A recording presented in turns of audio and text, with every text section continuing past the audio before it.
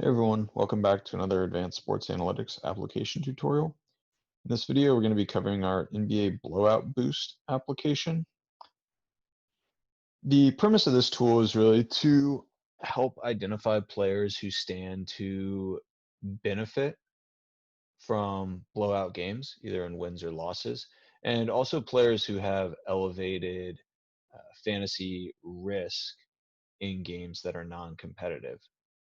Um, I think it's typically known that star players tend to be played a little less in games that are not competitive, as where kind of secondary players get a little more run in non-competitive games, especially if games that are blown out early in the game and large portions of the fourth quarter are played under kind of non-competitive conditions.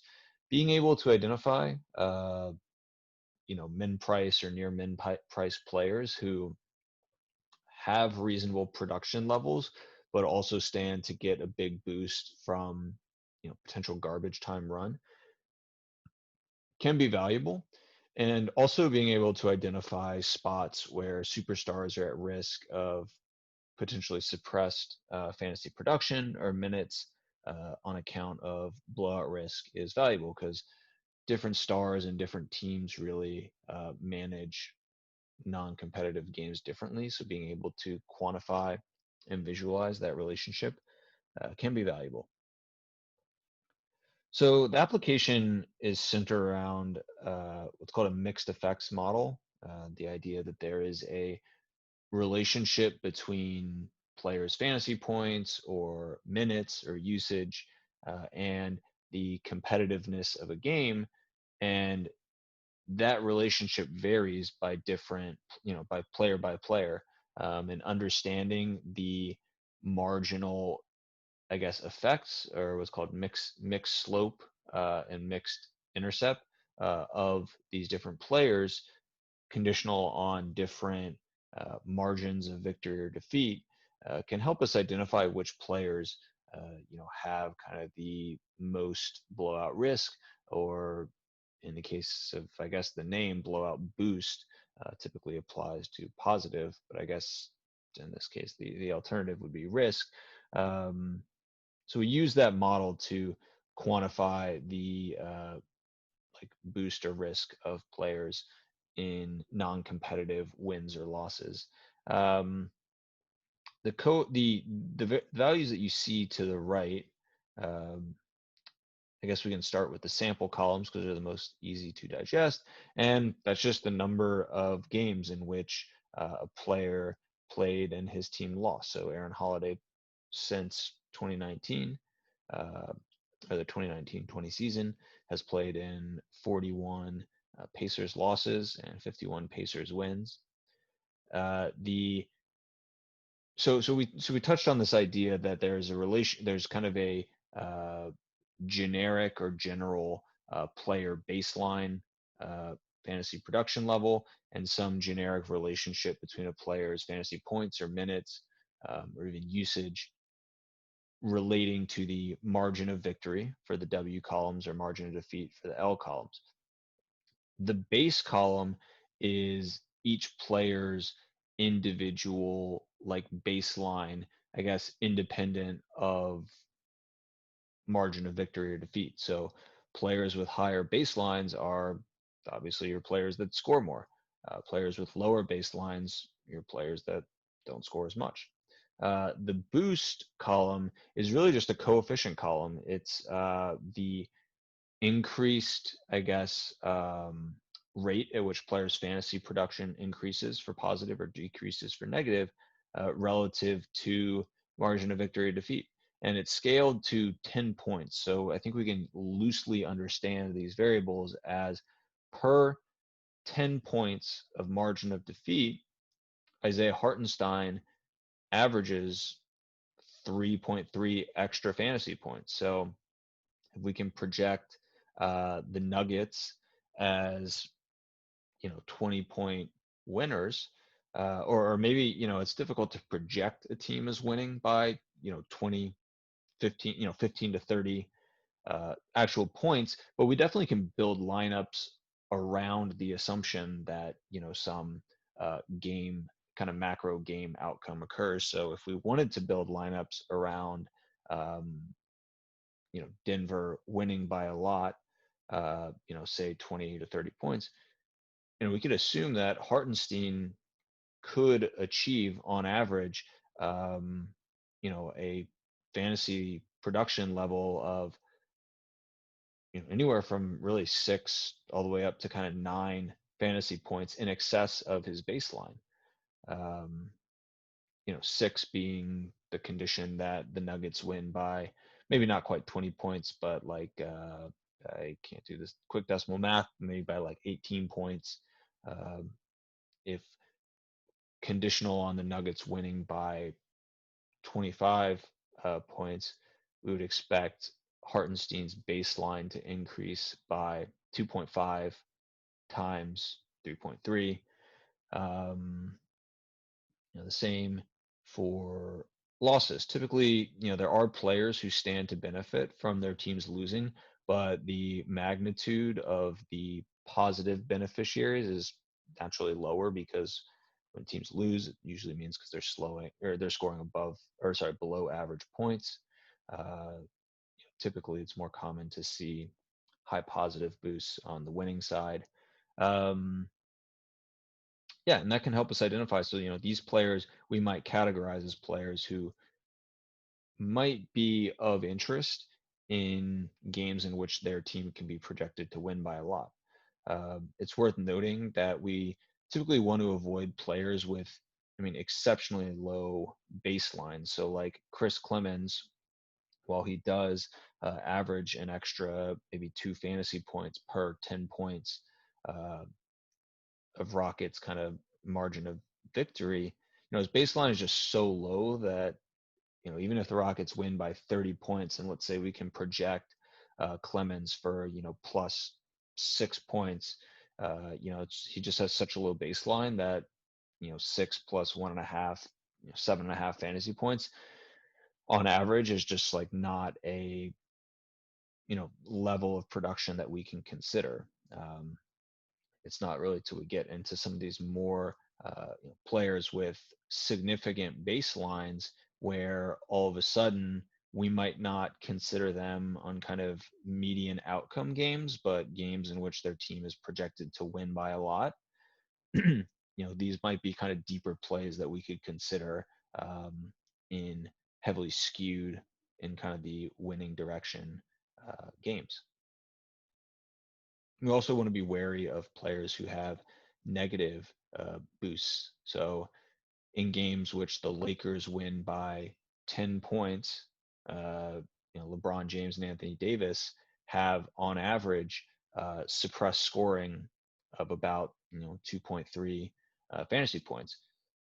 So while these players are strong plays in highly competitive games, in blowout games in the win direction, definitely blowout games in the loss direction, but blowout games in the win direction, we still might be hesitant to load up on some of these Lakers superstars as their fantasy production tends to dip as the Lakers' margin of victory increases. So you have control over a number of things in the interface. You can control the minimum baseline or sample. So like, let's say we wanted to exclude players that had a baseline that was less than 10. We could type in 10, and the app would exclude some of those super low baseline players. So, we see Chris Clemens at 2 and change is no longer viewable. We're only looking at players who have some significant baseline. If we wanted to look and exclude players that had an exceptionally low sample, we could do that with the sample. So like, let's say we wanted to exclude, I don't know, none of these are like, so this is, 4 games is just a preventatively small sample. Maybe we only want to view players who have a sample of larger than 10. we can type that in, and now we're left with only players who have a substantial baseline and a substantial sample. So a good way to filter out kind of trivial or just like non-consideration players. Um, so the way the model, this mixed effect model works is we are really parsing out, like, I think as you can just see from the table, parsing out like margins of victory versus margins of defeat. The way the model is constructed is we consider games that range from -51, so that's just like the max margin of victory in our data set, to 3. The idea being that when we think of like spread, where negative is victorious and positive is losing effort, the idea being that structurally there's little difference in the way that a team will manage its players in a 3-point win versus 3-point defeat. These are games that, whether it's win or lose, teams and players are kind of going to be managed equivalently. So in an effort to increase sample size, we consider uh, losses by one possession pretty much as data points that can be counted in the win bucket, and vice versa. If you want to change that, you can toy around with these sliders to increase sample size, but potentially dampen or mute some of the signal that's coming through. The default is to treat games that go into overtime as a margin of 0. So the idea being that team that wins in overtime by 5 points, uh, that game in regulation played out as pretty much a tie game, so considering that as 0. The second tab is where we can plot the relationships that we're viewing kind of in the prior tab. So if we go back to 2019 to get that 2020 season, we can go back to October 22nd, the first game of the season. When we type in LeBron James, we can kind of see how that trend that we were viewing comes to fruition in games which the Lakers win by less than 10 points, or lose by some small margin. LeBron is kind of achieving these elevated fantasy point levels. Like, he is able to get to 70, 80 fantasy points, I guess even up over 90 in this game. And we can see that as the margin of victory or margin of defeat, essentially as the data points move away from the vertical y-axis centered at 0, we can see how LeBron's fantasy points decrease in games which the Lakers win by a lot. Even if they're putting up exceptionally high scores, it still suppresses overall, on average, LeBron's production. So being able to visualize kind of where that break point occurs can be valuable. We can type in another player, Giannis, who seems to have like a more stark, I guess, like break point, right? Like LeBron's kind of average maxes out in the -10, kind of -5 to -10 area, but he still has routes to high production in the kind of the 10 to 15 point victory range. And we can maybe shrink our margins just a little bit so that we can view. So we'll look at games that were decided by 20 or fewer points in the win or loss direction. And we can see that, like, LeBron is fairly stable in kind of this 10-point victory range, is where Giannis has like really high production when the Bucks rather win by less than 10, but kind of more than a single possession.